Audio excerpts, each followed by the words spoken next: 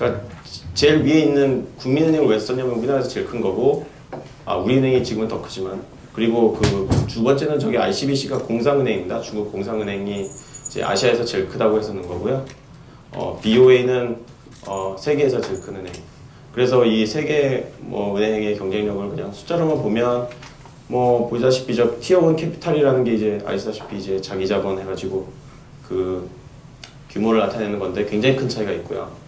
코스트 인컴 레이시오가 이제 그 비용 효율성. 그래서 그 저기 오버헤드 코스트를 그 영업이익으로 나눠가지고 보는 건데 그 저기 이게 낮을수록 좋은 겁니다. 근데 뭐 BOA보다는 좀 양호한 편이고 공상은행보다는 나쁘게 나타나는데 뭐 중국이 워낙 저희 인건비가 싸니까 그런 것 같습니다. 그리고 뭐 수익성도 뭐 양호한 편이고요. 그리고 특히 국내 은행이 그 해외 은행들보다 우수한 면은 이 부수익 여신 비율인 것 같습니다. 그래서 어떤 신용 관리 측면에서, 그러니까 크레딧 리스크 관리 측면에서 뭐 우수한 수준인 것 같고요. 특히 그 국내 은행이 주요 타겟 마켓인 아시아에서는 그 직원 서비스, 그러니까 직원 서비스, 뭐 IT 기술, 그러니까 모바일 뱅킹, 인터넷 뱅킹, 그리고 부실 자산 처리하는 거, 잠재 고객군이 있다는 거니까 글로벌 기업이랑 격보들, 그리고 한류 이런 것들이 이제 어떤 경쟁력 요소라고 볼 수 있겠습니다. 그럼 이제 결정 요인 분석은 이제 제가 사실은 그 논문을 하나 썼는데 그게 이제 그 국내 은행이 해외 그 국내 뭐 A 은행이 뭐 B 국가에 뭐 그 현지 법인을 만드는 경우 뭐 아니면은 지점 만드는 경우 진출하지 않는 경우 뭐 이걸 다 숫자로 한 다음에 이거를 분석을 하면 이게 그 저기 진출 확률을 나타내는 겁니다. 그래서 어떤 요소가 해외 진출에 영향을 미쳤는지 그거를 분석을 했는데요. 그래서 뭐 저는 사실 은행, 증권, 보험, 자산운용을 다 고려를 하고 뭐 44개 국가로의 진출 확률을 이제 실증적으로 분석을 했었고요. 뭐 이런 거 보시면은 이제 뭐 정부 지분이랑 뭐 외국인 지분 그리고 특히 산업자본, 은행은 산업자본 상관이 없고 어떤 이게 민영화는 또 어떤 관련이 있을까 해서 뭐 정부 지분 들어간 거고 이런 식으로 고려를 했습니다. 그래서 중요한 거는 그러니까 이 총자산 이익률이랑 시장 점유율 같은 이런 경쟁력 지표들이 어느 관계가 있는지 보려고 했었고요. 그래서 이런 거를 했는데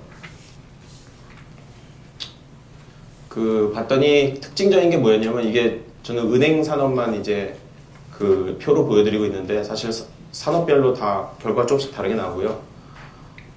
가장 특징적인 거는 그러니까 국가 간의 관계 그 지수들이 아주 중요한 역할을 하더라는 거죠. 그래서 그 뭐 무역을 많이 하는 국가 그리고 같은 아시아인지 이런 것들이 그 진출 확률에 높은 영향을 줬고 그리고 그 규제를 어떻게 하는지 뭐 허브인지 이런 것들이 중요한 영향을 줬는데 그 반면에 은행의 그 개별 은행의 특성들은 하나도 중요한 영향을 미치지 못했다.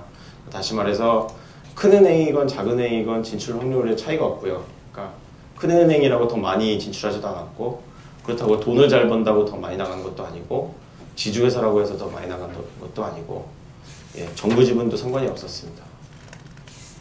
근데 이걸 OECD 은행들로 확대를 해가지고 분석을 해봐서 비교를 해봤더니 그러면은 이게 그 OECD 은행을 다 같이 볼 경우에는 그 은행의 특성이 그 굉장히 그 통계적으로 유의하게 나옵니다. 그래서 그 우리나라와는 달리 OECD 은행들은 그 규모가 클수록 돈을 잘 벌수록 해외 진출을 더 많이 했고요.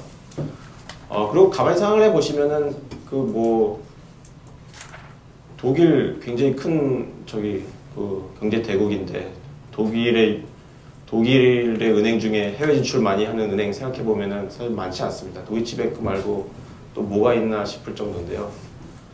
그러니까 이게 그 각 나라마다 보면은 이게 리딩 뱅크가 딱 있고 리딩 뱅크가 이렇게 나가서 그 국제화되는 그런 형태를 띠고 있습니다. 우리나라는 아직 그러니까 특출난 리딩 뱅크가 없어서 그런 건지 아니면 뭐 하여튼 아직 그런 현상이 나타나지 않고 있습니다. 국제화 전략에서는 이제 어떤 현황과 이 실증 분석을 토대로 해가지고 어떤 전략을 짜봤는데, 우선 그 어떤 은행이 진출을 해야 되느냐의 문제거든요. 그래서 이게 좀 더 경쟁 우위가 있는 은행이 더 많이 나가는 게 사실은 유리한데 그렇지 못하고 있다. 그래서 그 두 번째보다는 경쟁 우위에 있는 은행들에 보다 적극적 진출이 필요하다고 그런 생각을 해봤습니다. 워낙 그 해외 진출이 그 아주 부족한 상황이기 때문에. 그리고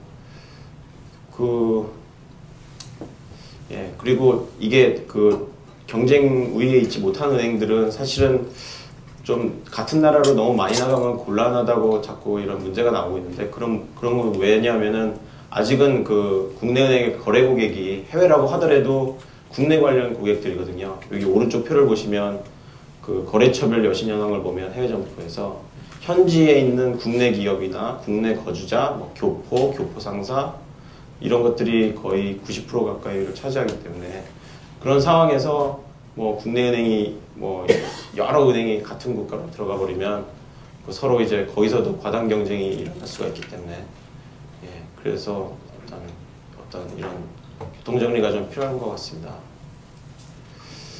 그리고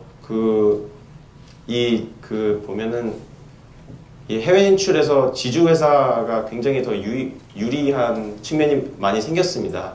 그러니까 그 전에는 뭐 그렇지 못해서, 그래서 아마 그 실증 분석에서도 그 지주 회사라고 해서 더 많이 진출하는 뭐 그런 게 없었는데, 앞으로는 그런 게 더 많이 나올 것 같습니다. 그래서 왜냐하면은 해외 진출 시에는 자회사 간에, 예를 들어서 KB 지주랑 국민은행 이랑 뭐 같이 공동으로 출자를 해서 해외에 있는 은행을 인수할 수 있도록 법이 개정됐고요.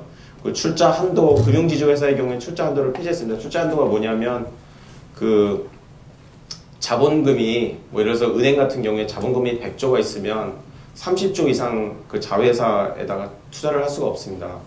그러니까 100조인 은행은 30조가 되는 은행을 살 수가 없는 거죠. 근데 그게 30조가 아니라 사실은 100조인 은행은 기존에 한 25조 정도 자회사를 갖고 있기 때문에 5조밖에 못하는 뭐 이런 건데, 그 한도를 그 지주회사의 경우에는 폐지를 해버렸기 때문에 증자 없이도 뭐 이렇게 돈을 빌려서도 인수를 할 수 있는 그런 길이 열렸고요.